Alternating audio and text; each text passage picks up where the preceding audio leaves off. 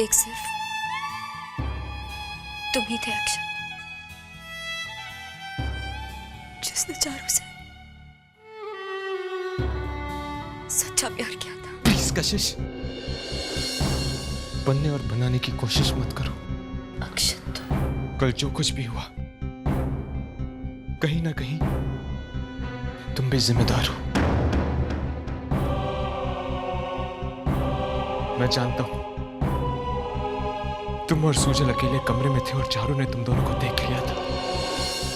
कोई ना कोई तो वजह जरूर होगी जिसने चारों को इतना बड़ा कदम उठाने पे मजबूर कर दिया।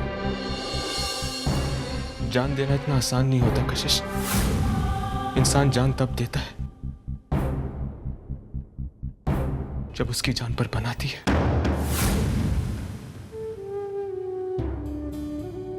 मैंने जिंदगी भर तुम्हारा साथ दिया है कशिश, हर बार तुम्हारे साथ खड़ा रहा हूं, ये सोच करके कशिश जो कुछ भी करती है दूसरों के लिए करती है, दूसरों के लिए मरती है, दूसरों के लिए जीती है।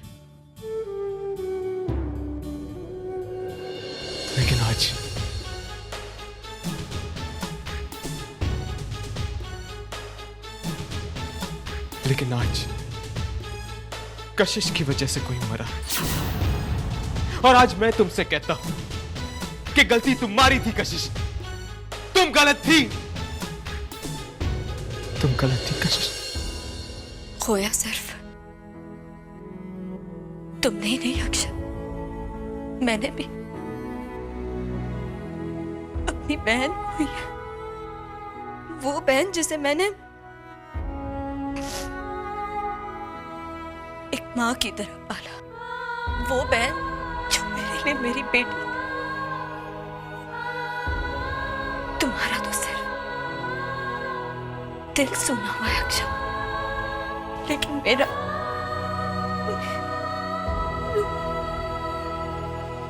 तो कोख सुनी हो गई। अरे चारू तो तुम्हारी कोख से उस दिन जा चुकी थी जिस दिन से सूजल का बच्चा तुम्हारी पेट में आया है।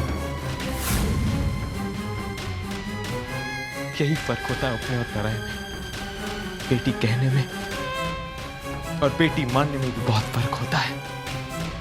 तुम्हारी तो गोद आज भी भरी हुई है, लेकिन मेरी जिंदगी सुनी हो चुकी है कशिश। अपने बच्चे के साथ इंसाफ करने के लिए तुमने अपनी बहन के साथ नाइंसाफ की। वो बहन जो एक बेटी जैसी थी, लेकिन तुम्हारी बेटी नहीं थी।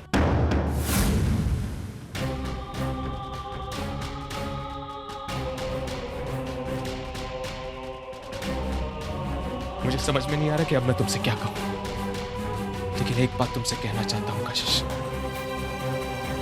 ये सब तुम्हारे साथ भी होगा। तुम जिससे बहुत प्यार करती हो, एक ना एक दिन वो भी तुम्हें छोड़कर चला जाएगा।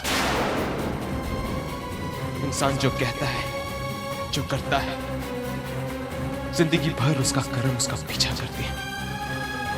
दिल से निकली हुई दुआएं और बद्दुआएं भी पीछा करती हैं कशिश। ये बात याद रखना।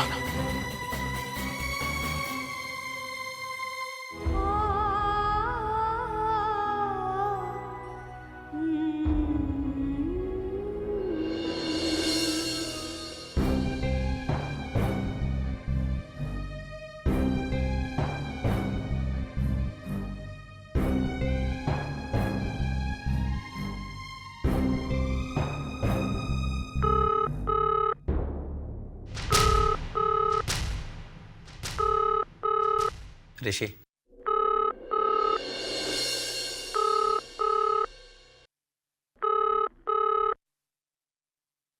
हेलो। राणा, इंस्पेक्टर राणा है। मुझे सुजल से बात करनी है।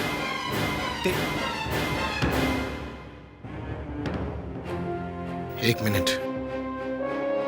बिग बी, इंस्पेक्टर राणा का फोन है।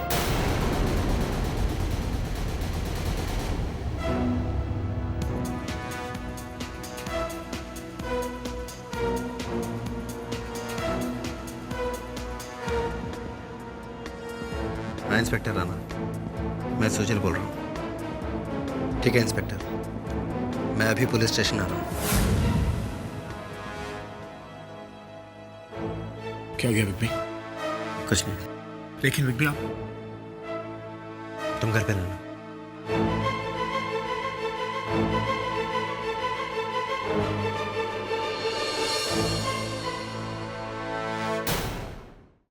डोंट वरी ऋषि, सब ठीक हो जाएगा और मैं तुम्हारे साथ हूँ। शिवांगी हो, बिग बी को कोई प्रॉब्लम ना हो।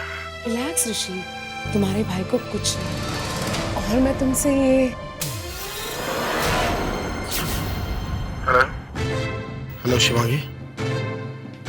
ऋषि, मैं तुमसे थोड़ी देर बाद बात करती हूँ।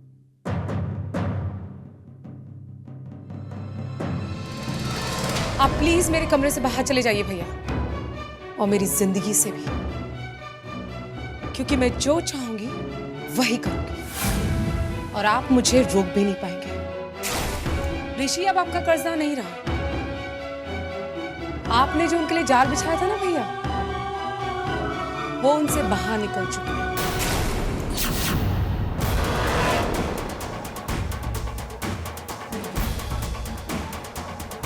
वो लोग शायद एक जाल से बाहर निकल चुके हैं, लेकिन दूसरे जाल से बाहर निकलना इम्पॉसिबल है उनके लिए।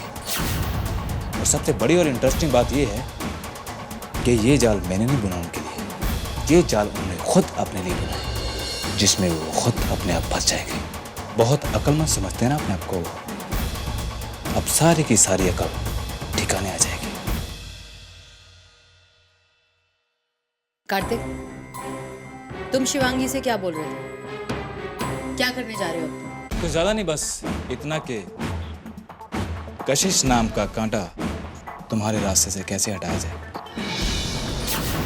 मैं जानता हूं कि कशिश और बाबूजी की बढ़ती नजदीकियां देखकर तुम बहुत परेशान हो। वो कशिश जो तुम्हें काटती है, वही कशिश मुझे भी काटती है।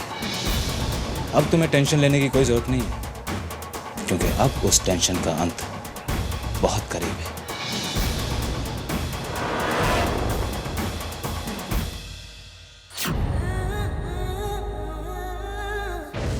सर, आपको क्या लगता है, क्या सुजल गरेवाल का इस केस से कोई गहरा ताल्लुक है?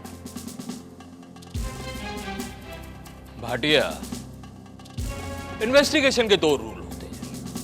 पहला, जब तक किसी के खिलाफ कोई सबूत ना मिल जाए तब तक सब पर शक करो। दूसरा, जब किसी के खिलाफ सबूत मिल जाए तो इतने सबूत इकट्ठे करो कि वो आदमी बच ना पाए।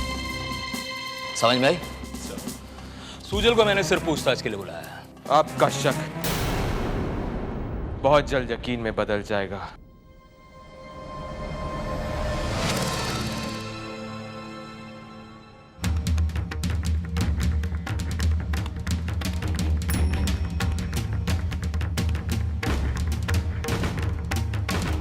मैं आपको प्रूफ ला के दूंगा।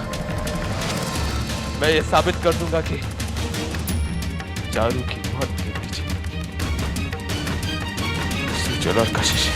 वैसे इस हालत में पुलिस स्टेशन में आना गैर कानूनी है। इस हालत में मैं तुम्हारा कोई बयान नहीं ले सकता। मैं जानता हूं मैं पी कर आया हूं इंस्पेक्टर साहब, लेकिन मैं जो कुछ भी बोल रहा हूं, जो कुछ भी कहने जा रहा हूं, पूरे होशो हवास में कहूंगा। मैं चारू को बहुत अच्छी तरह से जानता हूं, जानता था, लेकिन मैं जानता हूं कि चारू ने इतना बड़ा कदम क्यों उठाया।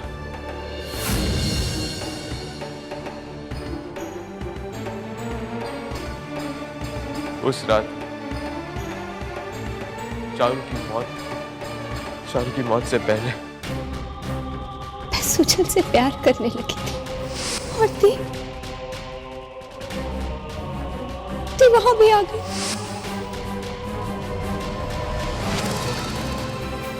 प्यार चीज ही ऐसी है, या तो चार पर बनाती है या चार लेकर जाती है।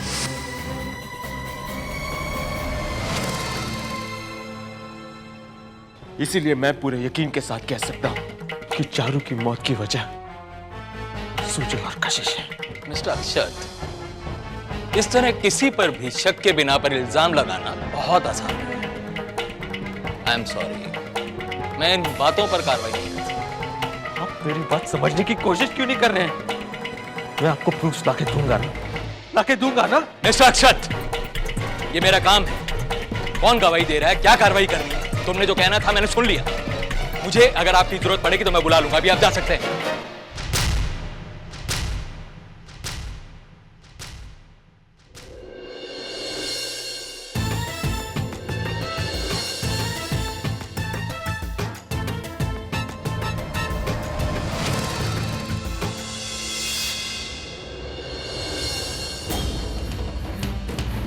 इंस्पेक्टर राणा इस केस में मुझे और कशिश को जरूर इन्वॉल्व करने की कोशिश करेगा, लेकिन किसी भी हाल में मैं कशिश को कुछ नहीं होने दूंगा।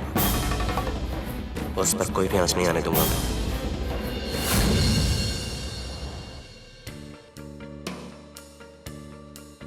बाबूजी मैं आपसे एक बात करना चाहता हूँ।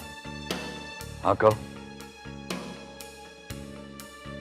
बाबूजी जो कुछ पार्टी में हुआ, मुझे लगता है उन सब का जिम्मेदार सुजल है बाबूजी। मुझे इस बारे में पुलिस से बात करनी चाहिए। एटलीस्ट मैं जो कुछ जानता हूँ, जो कुछ नोटिस किया, उतना तो पुलिस को बता सकता हूँ ना। नहीं कर देंगे। मैं नहीं चाहता हूं कि तुम इस केस में किसी तरह से भी इन्वॉल्व हो। हमारी इन्वॉल्वमेंट इस केस में बस इतनी है कि वो पार्टी वेन्यू हमारा था, इसलिए मैं नहीं चाहता हूं कि तुम कहीं भी जाओ और किसी से भी कुछ भी बात करो इस केस के बारे में। बाबूजी एक इंसान की मौत हो गई है और आप लिमिट्स की बात कर रहे हो। चारू की डेथ हो गई और उन सब का जिम्मेदार सिर्फ सुजल है। नहीं बाबूजी, मैं पुलिस की मदद करना चाहूंगा। मुझे तो तुम्हारी बातों से ऐसा लगता है कार्तिक कि तुम सुजल को फंसाना चाहते हो बिना किसी सबूत के, सिर्फ इसलिए कि उसने तुम्हारी इंसल्ट की। अपमान का बदला किसी की जान से लेना अच्छी बात नहीं होती है कार्तिक। अगर तुम सुजल को वाकई में मुंह तोड़ जवाब देना चाहते हो तो बिजनेस में कड़ी मेहनत क्यों नहीं करते? उसकी तरह नए ब्रांड्स क्यों नहीं लॉन्च करते? या कुछ और करो। किसी इंसान को गिराने के लिए खुद को गिराने की जरूरत नहीं पड़ती। खुद को उठाकर किसी और को नीचे गिराया जा सकता है। प्रोफेशनल दुश्मनी को पर्सनल जिंदगी में निभाना इंसानियत के उसूलों के खिलाफ होता है कार्तिक। बाबूजी आप बात समझने की कोशिश क्यों नहीं करते? तुम समझने की कोशिश करो। मैंने जो कहा है वो समझो। बस बात खत्म। इनको ना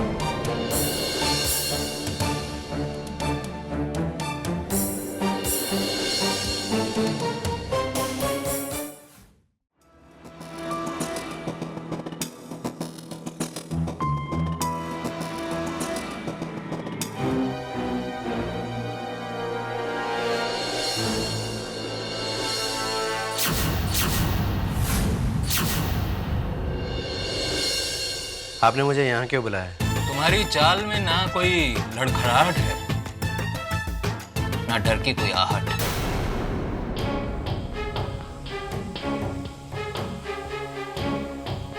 इससे सिर्फ दो बातें साबित होती हैं, या तो तुम निर्दोष हो या फिर तुम्हें अपने किए पर कोई पछतावा ही नहीं है। एनीवे, मेरे केबिन में चलो, वहां चल के पता करते हैं कि इन दोनों में से कौन सी बात सही है। मेरे पास इन फालतू बातों के लिए वक्त नहीं है। साफ साफ कहिए आपको मुझसे क्या चाहिए। इस मुश्किल वक्त में मैं अपने परिवार के साथ रहना चाहता हूँ। मेरा परिवार अब तक चारों की मौत के सदमे से उभर नहीं पाया।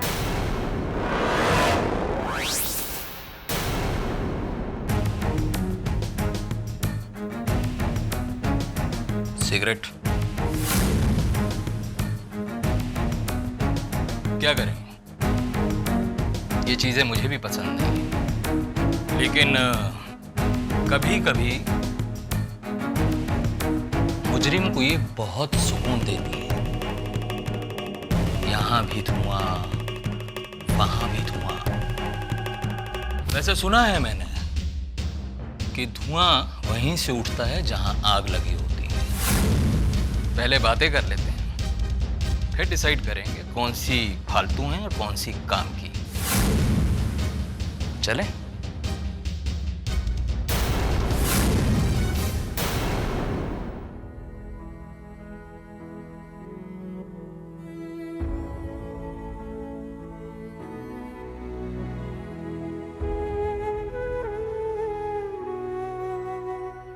हम दोनों एक ही सड़क के दो मोड़ पर खड़े हैं। आप नहीं जानती कल क्या होने वाला है। मैं आखिरी सांस तक लड़ूंगी, हार नहीं मानूंगी। अगर आप जीत गई तो मैं मर जाऊंगी, जी नहीं पाऊंगी, क्योंकि मैं आपको और सूजल को एक साथ कभी नहीं देख सकती। मेरी आंखें आप दोनों को एक साथ देखने के बजाय बंद होना ज्यादा पसंद करेंगी। कितने संकेत दिए थे चारों ने मुझे। कहा था उसने मुझसे कि वो सूजल के बगैर नहीं जी पाएगी। नहीं समझ पाई मैं उसे, नहीं समझ पाई मैं अपनी बहन को। अगर मैं उसे समझ गई होती तो आज चारू मेरे सामने होती, मेरे पास होती। नहीं समझ पाई मैं उसे, नहीं समझ पाई मैं उसका दर्द।